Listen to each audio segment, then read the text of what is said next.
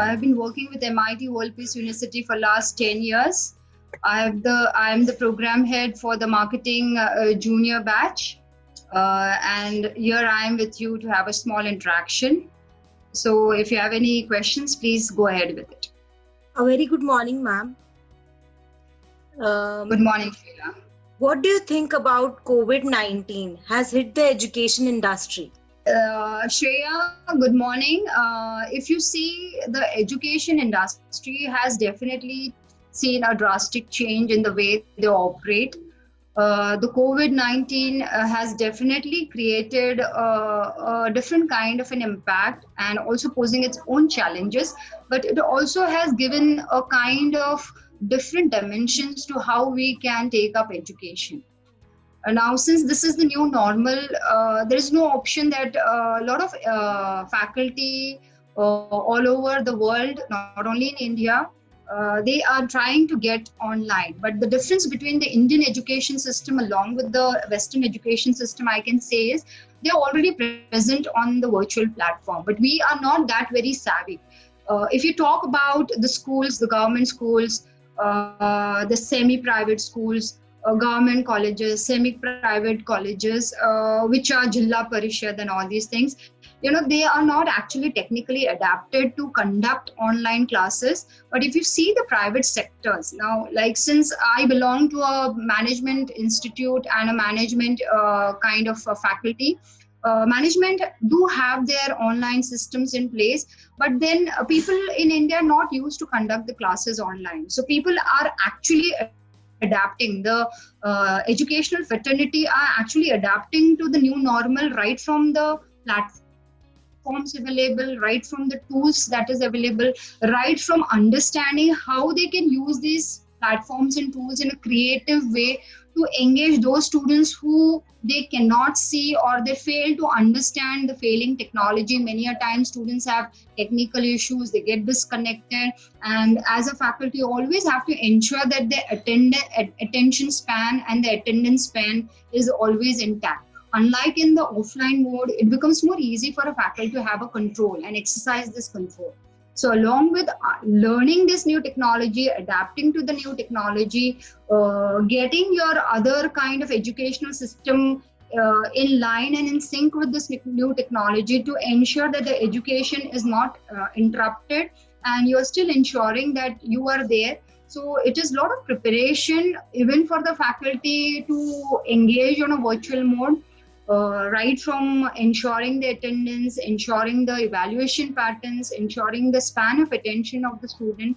So if you see, there are a lot of challenges, but then understanding these challenges, the faculty is still trying to cope up. And I'm sure within this last 6 months, people have, not only the faculty, even the students are now trying to understand how this virtual platform is going to work, how they have to actually answer or address the queries in terms of which was so easy in asking for a offline class as compared to an online class. So if you see, there are a lot of pros and cons, but with this pros and cons, the good thing here is the institutes and the educational system who can still operate on a virtual mode are still prevailing, still doing good. And the only thing here, I feel the fraternity, educational fraternity are trying to actually do in a more positive way over and about to delivering education is keep the spirit high of the student, keep them motivated. Even they need to have that self-motivation to be able to do this job very well. And at the same time, the support from your institute is equally very important. And the kind of facilities provided through the technical aid is equally important. And if you see, a lot of educational systems or a lot of educational institutes or maybe government schools, colleges, private, maybe more I say the government, they are not well equipped.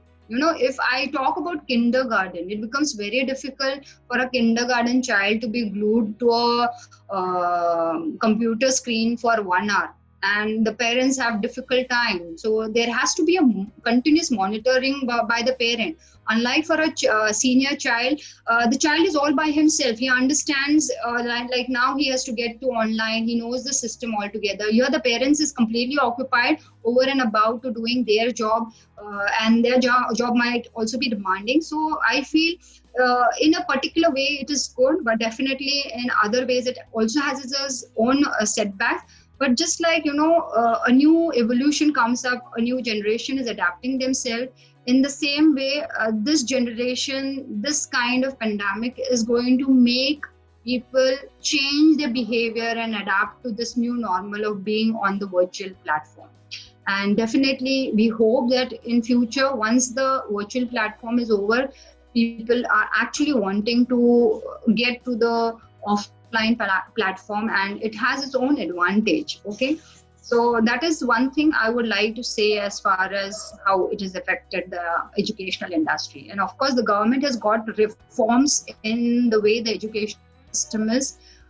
This is definitely good, but the reform has come in a way at a time which is so difficult to adapt, because people are already at the virtual platform, but of course they are not going to implement immediately. Maybe by 2021 or 22 is what we can think that it can be implemented. But then preparation for this new educational system is also very much required by faculty. So many of people will have to adapt to new skills, new dimensions. Like I also said, the online mode has also given time for students as well as faculty to update and hone their skills by getting certain webinars done online which are free of cost, by getting themselves certified with certain kind of courses which are free of cost at an institute level. And people who are having that understanding that how it is important to skill up, this is the time really to actually skill up. Unlike in other offline mode, we never had so much of time, though we did it. But the time that you could utilize being online gives you a little more facility in terms of people adapting to online. And that's why rather than going in a physical mode or going to offline mode, people may want to take up education online becomes more imperative in the present situation. That's why people are adapting to this kind of a new normal. So that's from my side, Shreya. Okay, ma'am. Being the HOD of marketing at MIT WPU University, what is your philosophy of leadership? Like, how do you describe your leadership style? See, I feel a leader is one who leads by setting example. Okay, if I'm a leader, I have to do things at my end first, and only then I can expect my team to do it after me. Leadership is, I believe in giving freedom in terms of understanding the goals at any given cost has to be met. So while we lead our team here, we have students, we have faculties whom we also lead being at a certain senior positions. We also have faculties who are juniors, and we need to train them. So a leader needs to train his people, a leader needs to motivate his people. And in this present moment, because of the pandemic, motivation becomes one of the very, very important factor, I think, which is very, very crucial. And once you can motivate the students, you can actually take them along with you, you can set with examples. I feel that's what makes great leaders. And not only this, a leader is one who actually forecasts things, and also he's prepared for undue certainties which one needs to actually understand. And that's how we train our students, that's how we train our junior subordinates, and that's how we take along. Not only this, with a leading perspective, it also becomes more important to understand the problems of people.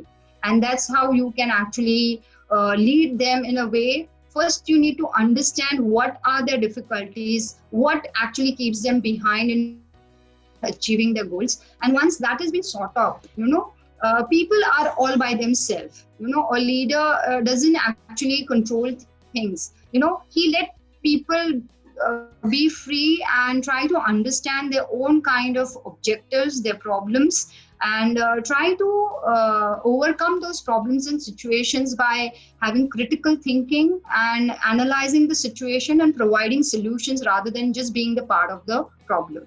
So I feel that's how my leadership style, I think, is very, very important.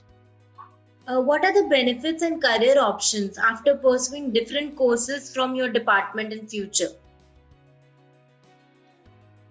See, if you see in the present kind of situation, we are running with 13 programs in our institute, and each of them are unique in its way. It has more of its own individual advantage, and it has a focused approach.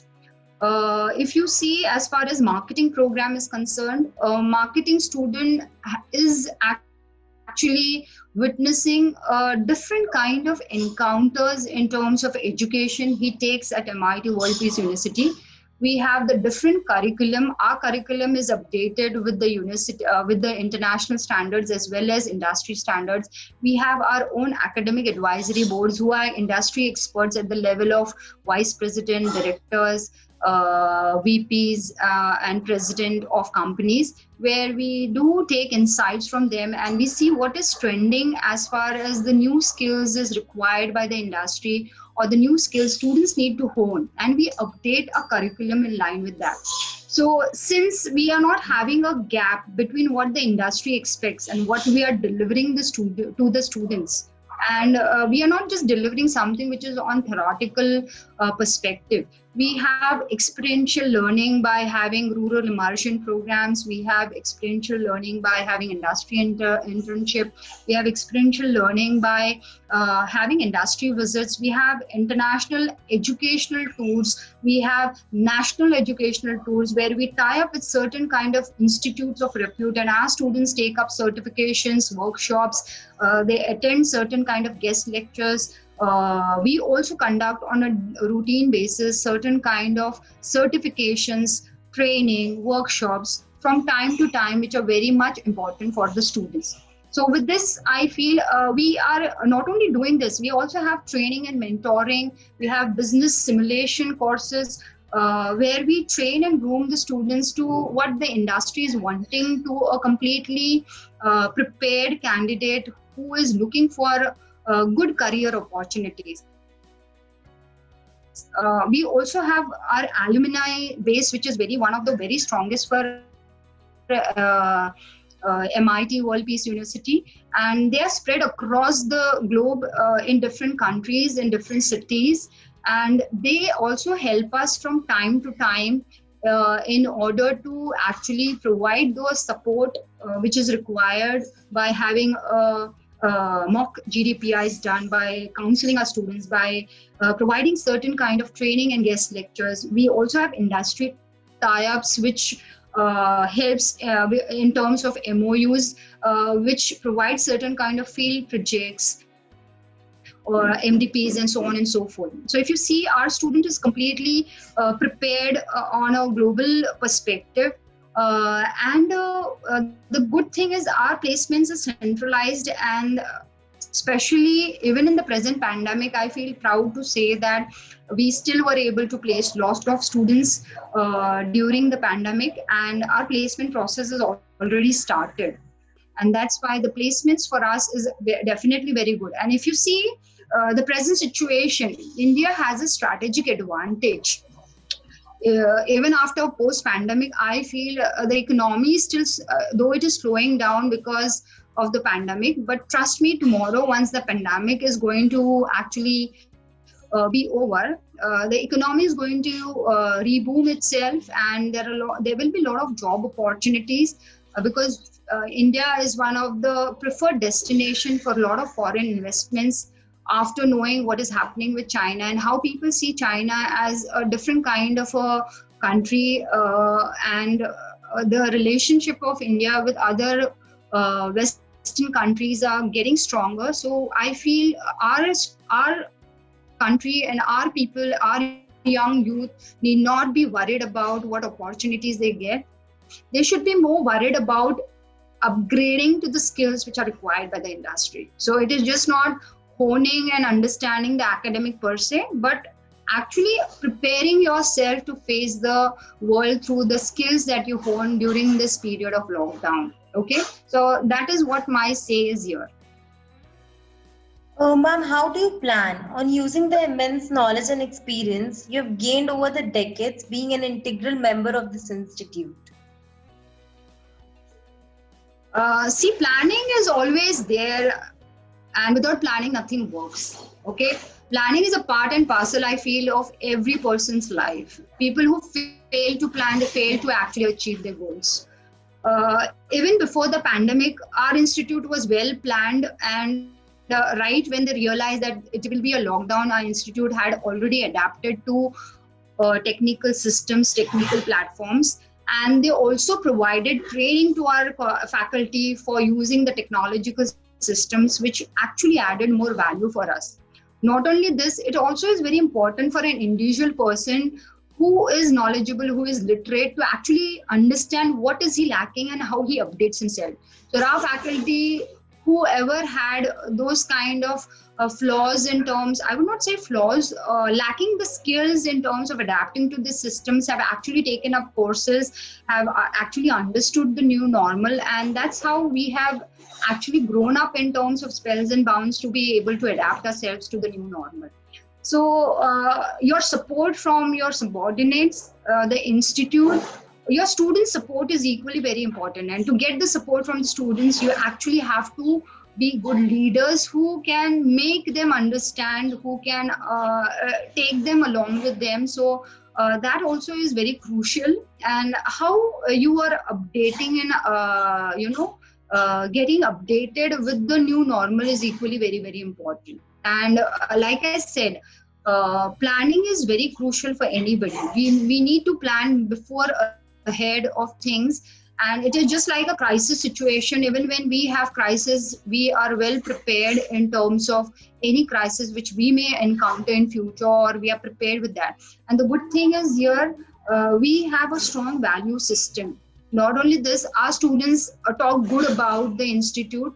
So this only comes because we are always well planned in place. So our board of management, our trustees, our organization founders, our academic advisory people, our academic curriculum people, our program heads, our head of the schools, our deans, our institute are completely in support. And we have meetings actually when we are planning every now and then for even small things. And all the systems are so well set in place that planning becomes an imperative part of it. So even if I have to do some small kind of a thing, I'm already well planned that what I need to do, how am I going to do, what is the budget set.